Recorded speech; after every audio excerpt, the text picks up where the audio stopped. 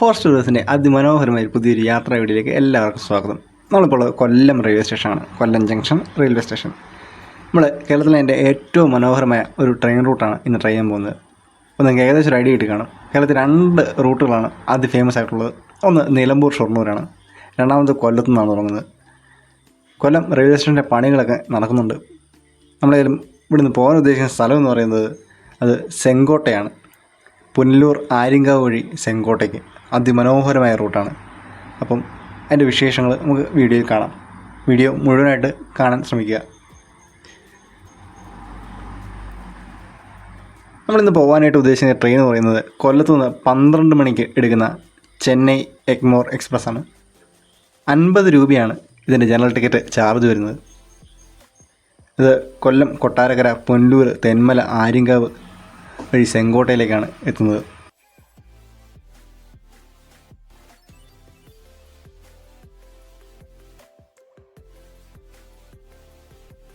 ഒരു 50 രൂപ മുതൽ മുടക്ക് നമുക്ക് ആസ്വദിക്കാൻ പറ്റുന്ന ഏറ്റവും നല്ല അല്ലെങ്കിൽ മനോഹരമായ ഒരു യാത്രയാണ് കൊല്ലത്തു നിന്നുള്ള ഈ യാത്ര. നമ്മൾ ട്രെയിൻ ഏതായാലും കൊല്ലത്തു നിന്ന് എടുത്തിരിക്കുകയാണ്.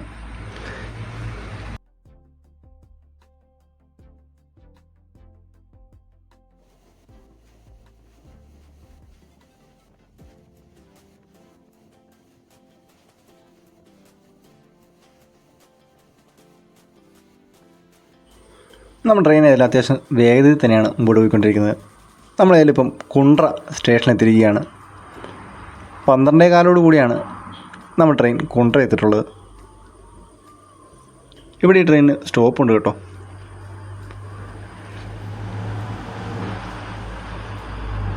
ഇവിടെ നിന്ന് കയറാനുള്ള ആളുകളെല്ലാം കയറ്റി നമ്മൾ അവിടെ നിന്ന് മുമ്പോട്ട് പോവുകയാണ്. എനിക്ക് തോന്നുന്നു അടുത്ത് പുനലൂരാണ് നമ്മുടെ ഈ ട്രെയിന് സ്റ്റോപ്പുള്ളത്. ട്രെയിൻ അത്യാവശ്യം വേഗത്തിൽ തന്നെയാണ് മുമ്പോട്ട് പോകുന്നത്. ഒരുപാട് ചരിത്രങ്ങൾ പറയാനുള്ളൊരു റൂട്ട് കൂടിയാണിത്. നമ്മൾ ഏതായാലും അത്തരത്തിലുള്ള കാര്യങ്ങളെല്ലാം ഈ വീഡിയോയിൽ പറയുന്നുണ്ട്. നമ്മൾ 12:50 പുനലൂർ എത്തിയിരിക്കുകയാണ്. പുനലൂർ വന്നപ്പോൾ കണ്ട കാഴ്ചയാണ്. കാറ്റാണ്, ഒരുമാതിരി ചുഴിയൊക്കെ രൂപപ്പെട്ടതുപോലെ കാറ്റടിച്ച് പറക്കുന്നു. ഒരു RPFൻ്റെ ഉദ്യോഗസ്ഥൻ അത് നോക്കി അവിടെ നിൽക്കുന്നതും കാണാം.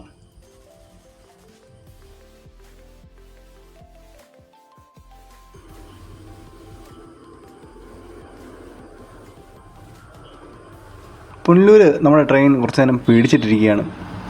മറ്റ് ഏതെങ്കിലും ട്രെയിൻ കടന്നു വരാനുണ്ടാവും. നമ്മുടെ ട്രെയിൻ ജനറൽ കമ്പാർട്ട്മെൻ്റ് ആണെന്ന് പറഞ്ഞു. എന്നിരുന്നാലും സ്ലീപ്പർ പോലെയാണ്, വിശാലമായ സ്ഥലമാണ്. നമ്മുടെ ട്രെയിൻ ഏതായാലും അവിടെ നിന്ന് മുമ്പോട്ട് എടുത്തിരിക്കുകയാണ്. ഞാൻ പറഞ്ഞല്ലോ, ഈ ഒരു പാതയ്ക്ക് ഒരുപാട് ചരിത്രങ്ങൾ പറയാനുണ്ട്. കൊല്ലത്തിൻ്റെ തീരപ്രദേശത്ത് നിന്ന് തുടങ്ങി മലയെല്ലാം ഭേദിച്ച് മലകളെല്ലാം കീറി മുറിച്ചുകൊണ്ട് തമിഴ്നാട്ടിലേക്ക് എത്തുന്ന ഈ ട്രെയിനിൻ്റെ ചരിത്രം കേരളത്തിൻ്റെ റെയിൽവേയുടെ ചരിത്രത്തിൻ്റെ ഭാഗമാണ്. നമ്മളിപ്പോൾ എടമൺ സ്റ്റേഷൻ പിന്നിടുകയാണ്. ചെറിയൊരു സ്റ്റേഷനാണ് എടമൺ എന്ന് പറയുന്നത്. ഈ ട്രെയിനിവിടെ സ്റ്റോപ്പൊന്നുമില്ല. എന്നിരുന്നാലും വേഗത നന്നായി കുറച്ച് തന്നെയാണ് ട്രെയിൻ കടന്നു പോകുന്നത്. ഞാൻ പറഞ്ഞല്ലോ, നമ്മുടെ ഈ കൊല്ലം ചെങ്കോട്ട അല്ലെങ്കിൽ ചെങ്കോട്ട റെയിൽപാതയുടെ ചരിത്രം എന്ന് പറയുന്നത് അത് ഒരു മഹാസംഭവം തന്നെയാണ്.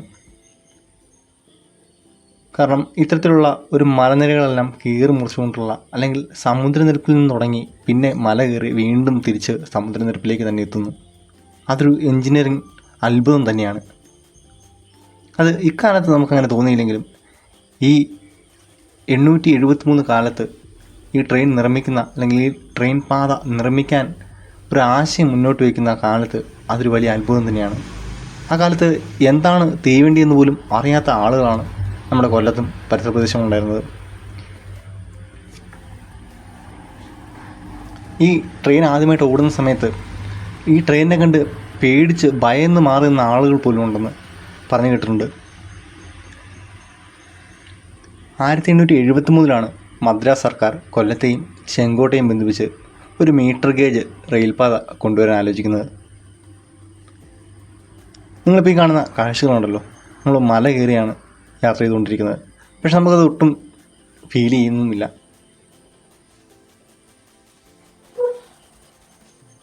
എന്നിരുന്നാലും മദ്രാസ് സർക്കാരിൻ്റെ ഈ ഒരു ആലോചനയിൽ നിന്നാണ് ഇന്നത്തെ നമ്മുടെ ഈ കൊല്ലം ചെങ്കോട്ട ട്രെയിൻ പാത ഉണ്ടായിരുന്നത്. എന്നാൽ ഇതിൻ്റെ പ്രാരംഭഘട്ടം ഭയങ്കര ബുദ്ധിമുട്ടുകൾ നിറഞ്ഞതായിരുന്നു.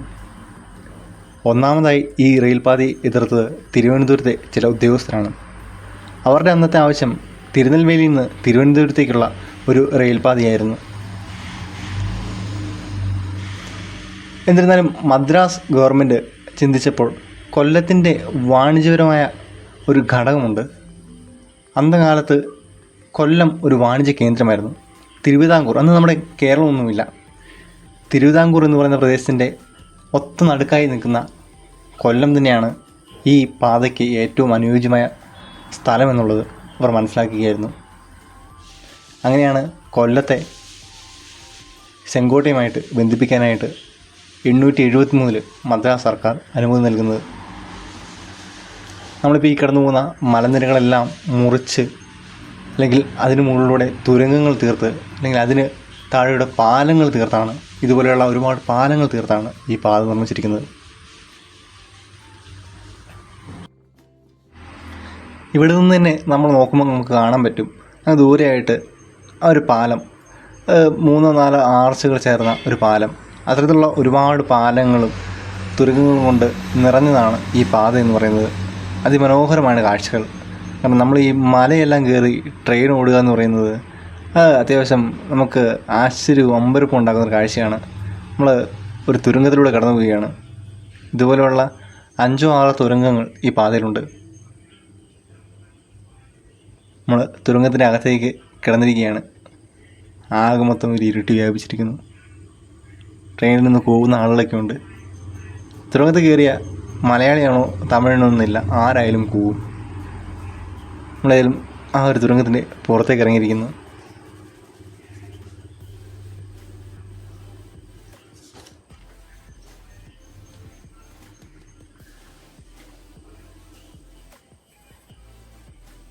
വളഞ്ഞു പുളഞ്ഞാണ് നമ്മുടെ ട്രെയിനിൻ്റെ യാത്ര. മലകളെല്ലാം കണ്ട് മരങ്ങൾക്കെല്ലാം മുകളിലൂടെ ഒരു യാത്ര ചെയ്യുന്ന ഒരു വല്ലാത്തൊരു അനുഭവമാണ് ഈ ഒരു യാത്ര നമുക്ക് തരുന്നത്. മറ്റൊരു പാലത്തിലൂടെ നമ്മൾ കടന്നു പോവുകയാണ്. ഈ ഡാർജിലിംഗിലെയും ഊട്ടിയിലെയും എല്ലാം മൗണ്ടൻ റെയിൽവേകൾ നമ്മൾ കണ്ടിട്ടുണ്ട്. പക്ഷേ ഒരു സാധാരണ തീവണ്ടി പാതയിലൂടെ പോകുന്നു. ഇതാണ് നമ്മുടെ ആ പാലം, നമ്മൾ പറഞ്ഞ ആർച്ചാർച്ചാനുള്ള പാലം. ഇത് കണ്ണറപ്പാലങ്ങൾ എന്നാണ് അറിയപ്പെടുന്നത്. 16 കണ്ണറപ്പാലം, 6 കണ്ണറപ്പാലം, അങ്ങനെ ഒരുപാട് പാലങ്ങൾ ഈ ഒരു യാത്രയിൽ നമുക്ക് കാണാൻ പറ്റും. കുറച്ചങ്ങ് പോയി കഴിയുമ്പം റോഡിന് സമാന്തരമായി തന്നെ ഇത്തരത്തിൽ പാലങ്ങൾ നമുക്ക് കാണാം. ഒരു വ്യൂ പോയിന്റിനൊക്കെ നിന്ന് താഴോട്ട് നോക്കുന്ന ഒരു അനുഭൂതിയാണ് ഈ ട്രെയിൻ യാത്രയിൽ നമ്മൾ എങ്ങോട്ട് നോക്കിയാൽ നമുക്ക് കിട്ടുന്നത്. 2 വശത്തും നിറയെ കണ്ണത്താ ദൂരത്തോളം മലനിരകളും ആ മലനിരകളുടെ ആകാശ ദൃശ്യവുമാണ് ഈ ട്രെയിൻ യാത്രയിൽ നമുക്ക് കിട്ടുന്നത്. ഈ ഒരു ട്രെയിൻ റൂട്ട് ഞാൻ പറഞ്ഞല്ലോ, ആ ഒരു കാലഘട്ടത്തിൽ ഈ ഒരു ട്രെയിൻ റൂട്ട് ആരംഭിച്ച അന്ന് മുതൽ മുഴുവൻ പ്രശ്നങ്ങളാണ്. പ്രശ്നങ്ങളെന്ന് പറയുന്നത് മറ്റൊന്നുമല്ല, ഈ ഒരു ട്രെയിൻ റൂട്ട് നമുക്കറിയാം കൊല്ലത്തിൻ്റെ തീരപ്രദേശത്ത് നിന്ന് തുടങ്ങി പിന്നെ മലകളെല്ലാം കീറി മുറിച്ച് വീണ്ടും തമിഴ്നാടിൻ്റെ താഴ്ന്ന പ്രദേശത്തേക്ക് എത്തണം. അത് അന്നത്തെ ഒരു കാലഘട്ടത്ത് വലിയൊരു പ്രതിസന്ധി തന്നെയായിരുന്നു.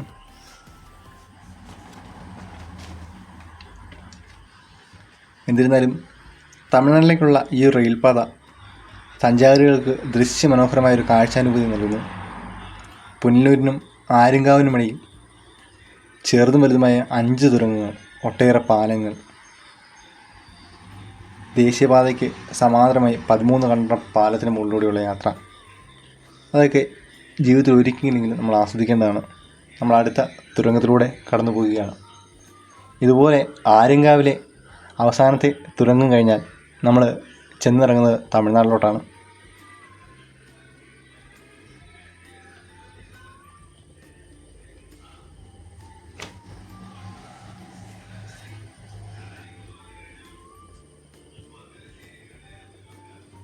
ഏകദേശം 21 കൊല്ലം കൊണ്ടാണ് ഈ ഒരു ട്രെയിൻ പാത പൂർത്തിയാവുന്നത്. 1902 കൊല്ലത്ത് നിന്ന് പരീക്ഷണാടിസ്ഥാനത്തിൽ ആദ്യത്തെ ഒരു ഗൂഡ്സ് ട്രെയിൻ സഞ്ചരിക്കുന്നത്. വീണ്ടും 2 കൊല്ലം കഴിഞ്ഞാണ് ആദ്യത്തെ യാത്രാ തീവണ്ടി 1904 ഈ റൂട്ടിൽ സഞ്ചാരം നടത്തുന്നത്. നമ്മളിപ്പോൾ തെന്മല സ്റ്റേഷനിലെത്തിയിരിക്കുകയാണ്.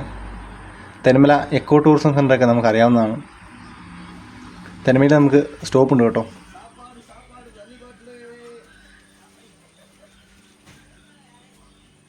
ചായയും വടയും ഭക്ഷണമൊക്കെ ആയിട്ട് 2 കച്ചവടക്കാർ നമ്മുടെ ട്രെയിനിലോട്ട് കയറിയിരിക്കുകയാണ്.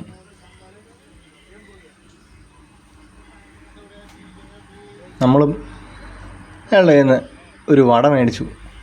ഒരു വടയും സമൂസയും ഒരു ചായയും. ഉച്ചയ്ക്ക് കാര്യമായിട്ടൊന്നും കഴിച്ചിട്ടില്ല. അപ്പം ഇതാക്കാം ഭക്ഷണമെന്ന് കരുതി നമ്മൾ തെന്മല സ്റ്റേഷൻ വിട്ട് മുമ്പോട്ട് പോവുകയാണ്.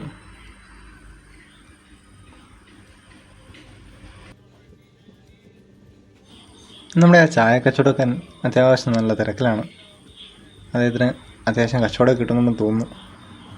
ഏതായാലും അദ്ദേഹത്തിൻ്റെ ആ കച്ചവടവും കാര്യങ്ങളൊക്കെ കണ്ട് ഞാനിങ്ങനെ നിൽക്കുകയാണ്.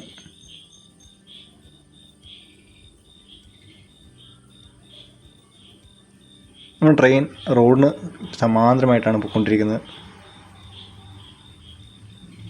ആ 13 കണ്ടറ പാലത്തിന് മുകളിലൂടെ ആ ട്രെയിൻ കടന്നു പോവുകയാണ്. പുനലൂർ ചെങ്കോട്ട റെയിൽപാതയിൽ നിന്ന് നമുക്ക് മനസ്സിൽ ആലോചിക്കുമ്പോൾ തന്നെ വരുന്നത് ഈ ഒരു ദൃശ്യമായിരിക്കും. മനോഹരമായൊരു കാഴ്ചയാണിത്. നമ്മൾ ഒരിക്കലെങ്കിലും വന്നിരിക്കേണ്ട ഒരു റൂട്ടാണിത്. 50 രൂപയാണ് ഈ ഒരു ടിക്കറ്റ്, ജനറൽ ടിക്കറ്റ് ചാർജ് വരുന്നത്. പറ്റുമെങ്കിൽ മൺസൂൺ സമയത്തൊക്കെ ഈ റൂട്ടിൽ വരിക. കാരണം നല്ല പച്ചപ്പും ആ ഒരു തണുപ്പും എല്ലാം നമുക്ക് ഫീൽ ചെയ്യാനായിട്ട് കഴിയും. ഈ നദികളിലൊക്കെ അപ്പോൾ നിറയെ വെള്ളവും ഉണ്ടാവും. മഴയത്ത് പറഞ്ഞൊന്നല്ല കേട്ടോ, മഴയെല്ലാം കഴിഞ്ഞതിന് ശേഷം ഇറങ്ങുക. ഈ പ്രദേശങ്ങളെല്ലാം പച്ചപ്പും ആ ഒരു ഭംഗി നമുക്ക് കൃത്യമായി മനസ്സിലാക്കാൻ കഴിയും. 2006 ഈ പാതയിലെ മീറ്റർ ഗേജ് സേവനം നിർത്തിയിരുന്നു.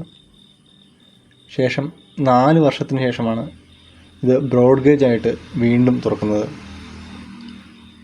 2010 ഇത് ബ്രോഡ് ഗേജ് തുറന്നെങ്കിലും പിന്നീട് വർഷങ്ങളോളം ഈ പാത അടച്ചിടുകയുണ്ടായി. ഈ പാതയുടെ 2ാം ഘട്ട നവീകരണ പ്രവർത്തനങ്ങൾക്ക് വേണ്ടിയാണ് ഈ ഒരു അടച്ചിടലുണ്ടായത്. ഒട്ടുമിക്ക പാലങ്ങൾക്കും തുരങ്കങ്ങൾക്കുമെല്ലാം നവീകരണ പ്രവർത്തനങ്ങൾ ആവശ്യമായിരുന്നു. നമ്മൾ ഇടപ്പാളയം എന്ന് പറയുന്ന സ്റ്റേഷൻ കഴിഞ്ഞ് മുമ്പോട്ട് പോവുകയാണ്.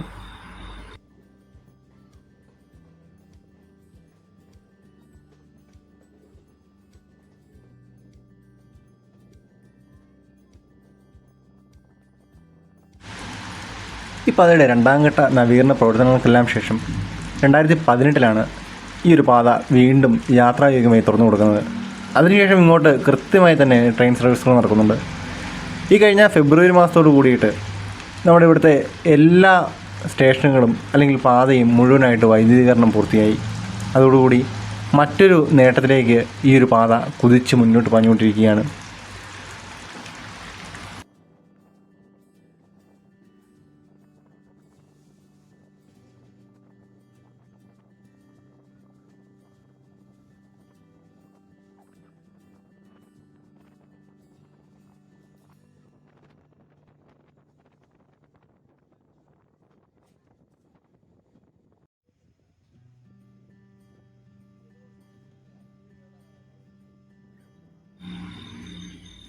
നമ്മൾ ആര്യങ്കാവ് സ്റ്റേഷൻ എത്തിയിരിക്കുകയാണ്. കേരളത്തിലെ അവസാനത്തെ സ്റ്റേഷനാണിത്. ഈ ആര്യങ്കാവ് സ്റ്റേഷൻ കഴിഞ്ഞാൽ പിന്നെയുള്ള അടുത്ത സ്റ്റേഷൻ തമിഴ്നാട്ടിലാണ്. നമ്മളങ്ങനെ ആര്യങ്കാവ് പിന്നിട്ട് മുമ്പോട്ട് പോവുകയാണ്.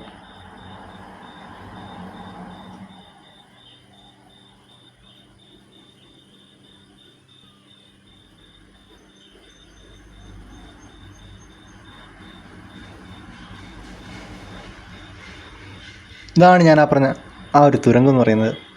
ആര്യങ്കാവിലെ ഈ ഒരു തുരങ്കത്തിൻ്റെ തുടക്കം കേരളത്തിലാണെങ്കിലും ഇതിൻ്റെ അവസാന ഭാഗം അല്ലെങ്കിൽ നമ്മൾ ഈ തുരങ്കത്തിലൂടെ കടന്ന് അങ്ങ് ചെല്ലുന്നത് തമിഴ്നാട്ടിലോട്ടാണ്.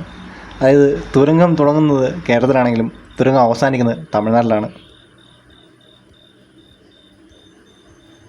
നമ്മളിതാ തമിഴ്നാട്ടിലേക്ക് കിടന്നിരിക്കുകയാണ്.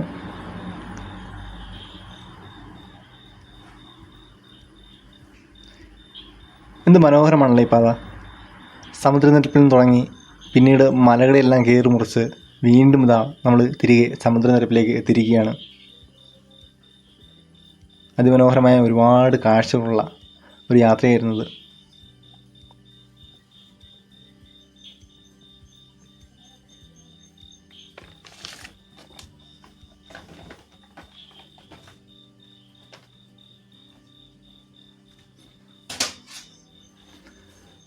നമ്മുടെ ട്രെയിനിൽ ആളുകളെല്ലാം വർത്തമാനത്തിലും വിശ്രമത്തിലൊക്കെയാണ്.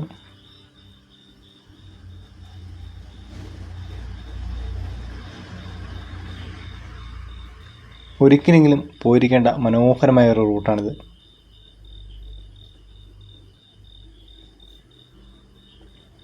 അങ്ങനെ നമ്മുടെ ട്രെയിൻ തമിഴ്നാട്ടിലെ അതിൻ്റെ ആദ്യ സ്റ്റേഷൻ ലക്ഷ്യം വെച്ചുകൊണ്ട് മുന്നോട്ട് പായുകയാണ്.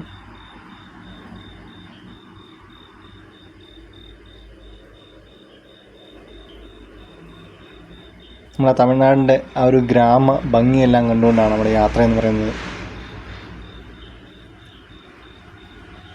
ദൂരെയായിട്ട് ഒരുപാട് മലകളൊക്കെ കാണാം.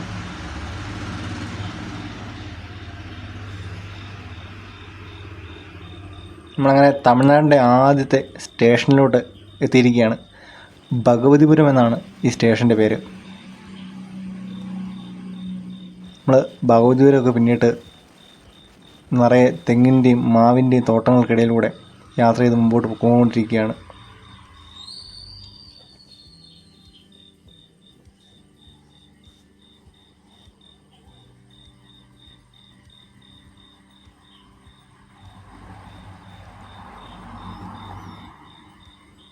നമ്മൾ ചെങ്കോട്ട വരെ ഈ ട്രെയിനിൽ പോയിട്ട് അവിടെ നിന്ന് തിരികെ ബസ്സിൽ കൊല്ലത്തേക്ക് പോകാനാണ് ഉദ്ദേശിക്കുന്നത്. അങ്ങനെ ഒരു 3 മണിയോടുകൂടി നമ്മൾ ചെങ്കോട്ട റെയിൽവേ സ്റ്റേഷനിൽ എത്തിയിരിക്കുകയാണ്. ചെങ്കോട്ടൈ അതിമനോഹരമായ റെയിൽവേ സ്റ്റേഷനാണ്. ഒരുപാട് മരങ്ങളും അതോടൊപ്പം തന്നെ നല്ല വൃത്തിയായിട്ടാണ് ഈ സ്റ്റേഷൻ മെയിൻറ്റെയിൻ ചെയ്തിരിക്കുന്നത്. ഇവിടെ നിന്ന് ഒരുപാട് ആളുകൾ ചെന്നൈയിലേക്കാണെന്ന് തോന്നുന്നു കയറാനുണ്ട്. നമ്മളേതായാലും റെയിൽവേ സ്റ്റേഷൻ്റെ പുറത്തേക്ക് ഇറങ്ങുകയാണ്. 3:10 ഇവിടെ നിന്ന് കൊല്ലത്തേക്കുള്ള അവസാനത്തെ ട്രെയിനുള്ളത്. നമ്മളെത്തിയപ്പോഴത്തേക്കും ആ ട്രെയിനേതായാലും കടന്നു പോയിരുന്നു. പുറത്ത് ചെറിയൊരു ഓട്ടോ സ്റ്റാൻഡൊക്കെ ഉണ്ട്. സൈഡിലായിട്ട് നമ്മുടെ കേരളത്തിലെ ദൃശ്യമനോഹരമായ പല കാഴ്ചകളും വരച്ചു വെച്ചിരിക്കുന്നത് കണ്ടു. സന്തോഷം തോന്നി. ഈ യാത്ര അതിമനോഹരമായിരുന്നു. നിങ്ങൾക്കും അത് അങ്ങനെ തന്നെയാണെന്ന് പ്രതീക്ഷിക്കുന്നു. നിങ്ങളുടെ അഭിപ്രായങ്ങളും നിർദ്ദേശങ്ങളും കമൻ്റായിട്ട് പറയുമല്ലോ. ഏതായാലും മറ്റൊരു യാത്രയുമായി വീണ്ടും കാണാമെന്ന് പറഞ്ഞുകൊണ്ട് നിങ്ങളോടും ചെങ്കോട്ടയോടും യാത്ര പറയുകയാണ്.